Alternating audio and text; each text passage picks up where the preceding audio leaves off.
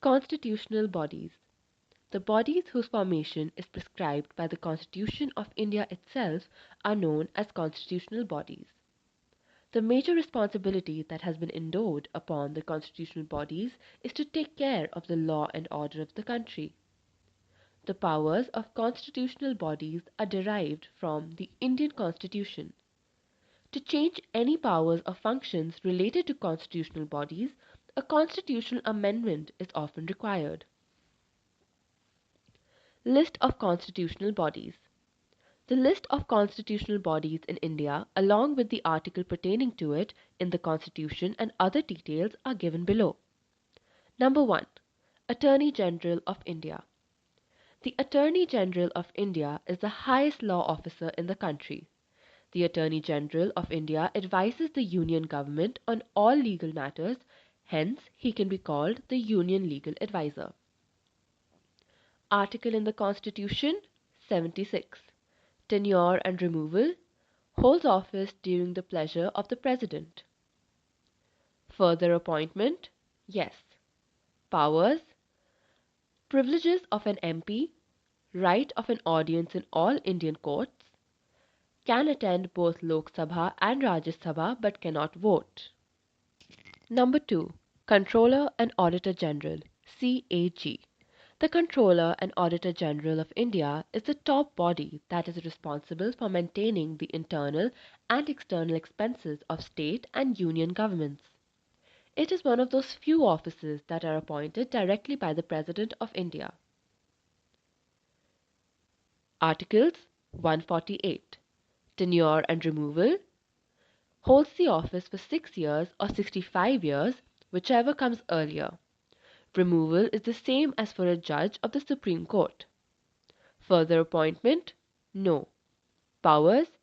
Audits accounts concerned with the Contingency Fund, the Consolidated Fund of India and States, and the Public Accounts Fund of the States and Centre. Advisory function with respect to accounts to the country's President. Number 3. Election Commission. The Election Commission of India is a permanent body structured by the Constitution of India under Article 324. It is an integral part of the constitutional bodies of India. The Election Commission is composed of a Chief Election Commissioner, which is appointed by the President of India. Article 324. Composition. CEC or Chief Election Commissioner, other election commissioners. Tenure and removal. Presently for 6 years or 65 years, whichever is earlier. Further appointment. Yes. Powers. Conduct of free and fair elections in India. Political parties registration. Overseeing elections. Number 4. Finance Commission. The Finance Commission is a constitutional body that was constituted to allocate the revenue resources between the union and state governments. The prime purpose for creating the Finance Commission was to maintain healthy financial relations between centre and states. It is a part of one of the integral and eminent constitutional bodies in India. Article 280. Composition. Chairman. 4 members. Further appointment? Yes. Powers. Decides the basis for sharing the divisible taxes by the centre and the states. Any matter in the interest of sound finance can be referred to the President. Evaluates the rise in the consolidated fund of a state in order to affix the resources of the state municipalities and panchayats. FC has the powers of a civil court. Number 5. National Commission for Scheduled Castes. The National Commission for Scheduled Caste is a constitutional body. This body was constituted specially to work in favor and safeguard the issues and interests of the scheduled castes in India. Precisely, it turns out to offer the protection to scheduled caste communities from being discriminated against and exploited, along with providing them with the necessary facilities for their upliftment. Articles 338. Composition. Chairman. Vice Chairman, 3 other members. Tenure and removal, 3 years. Further appointment, yes. Powers, it is a quasi-judicial body. Monitoring and reporting about the implementation of constitutional safeguards for scheduled castes. It has a civil court's powers. Number 6. National Commission for Scheduled Tribes. The National Commission for Scheduled Tribes is positive under the 83rd Amendment Act 2003. This National Commission for STs is constituted specifically for the welfare and development of the Scheduled Tribes of India. Articles 338A. Composition, Chairman, Vice Chairman, 3 other members. Tenure and removal, 3 years. Further appointment, yes. Powers, it is a quasi-judicial body. Monitoring and reporting about the implementation of constitutional safeguards for scheduled tribes. It has a civil court's powers. Number 7. National Commission for Backward Classes. The National Commission for Backward Classes was established under the Ministry of Social Justice and Empowerment under the National Commission for Backward Classes Act 1993. This commission was constituted to find out the problems faced by the backward classes economically and socially and make recommendations to curb these problems. Articles 338B. Composition, Chairman, Vice Chairman, 3 other members. Tenure and removal, 3 years. Further appointment, yes. Powers, examine complaints and welfare measures regarding socially and educationally backward classes. It has a civil court's powers. Number 8. Union Public Service Commission. The Union Public Service Commission is a permanent body constituted by the Parliament.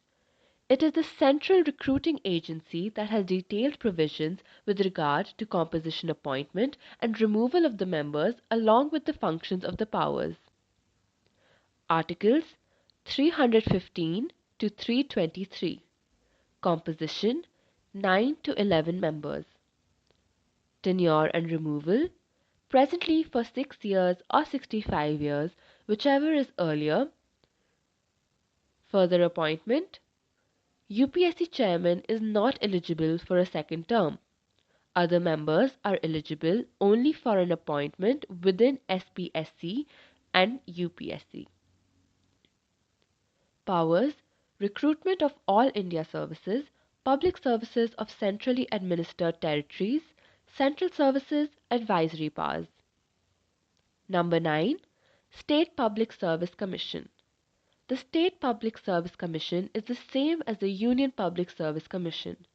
The only difference prevailing between them is that the Union Public Service Commission works at all Indian levels, whereas all the states have their separate state public service commissions for appointment to various constitutional posts. Articles 315 to 323. Tenure and removal, presently for 6 years or 62 years, whichever is earlier.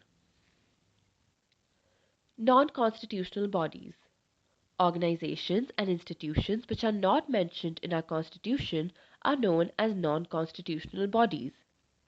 A non-constitutional body does not possess powers provided by the Constitution. Its powers are derived either from the laws which are issued and passed by the Parliament. Classification of non-constitutional bodies. The classification of non-constitutional bodies depends on their power derivation. Such bodies are classified into 2 categories. They are A. Statutory body. A statutory body or authority is set up by law and empowered to put in force legislation on behalf of the country in its field of work or functioning. According to the roles and responsibilities, the statutory bodies are classified into A. Regulatory body, B. Quasi-judicial body. A statutory body can be both quasi-judicial and regulatory in nature. B. Non-statutory body. Non-statutory bodies are not regulated by law. They get their powers from an executive order issued by the central government. A. Regulatory body. Being a government agency, a regulatory body has the power to exercise autonomous authority in a supervisory capacity in certain areas of human activity. The roles and responsibilities of regulatory bodies are given below. Place conditions and restrictions on organizations and businesses in order to promote fair trade. In cases of violation of standards, imposing penalties or fines. Carrying out regular inspections and conducting audits. They also work towards protecting consumer interest, adjudicating controversies, and conducting hearings if needed. List of non-constitutional bodies in India which are regulatory in nature. Reserve Bank of India, RBI, Insurance Regulatory and Development Authority of India, IRDAI, Pension Fund Regulatory and Development Authority, PFRDA, National Bank for Agriculture and Rural Development, NABARD, Association of Mutual Funds in India, AMFI, Advertising Standards Council of India, ASCI, Board of Control for Cricket in India, BCCI, Bureau of Indian Standards, BIS, Securities and Exchange Board of India, SEBI, Central Board of Film Certification, CBFC, Engineering Export Promotion Council of India, EEPC, Express Industry Council of India, EICI, Federation of Indian Export Organization, FIEO, Financial Stability and Development Council, FSDC, Food Safety and Standards Authority of India, FSSAI, Indian Chemical Council, ICC, Indian National Ship Owners Association, INSA, Indian Stainless Steel Development Association, ISSDA, Manufacturers Association for Information Technology, MAIT. B. Quasi-judicial body. Quasi-judicial bodies or non-judicial bodies can interpret the law, but their field is limited as compared to the judicial bodies.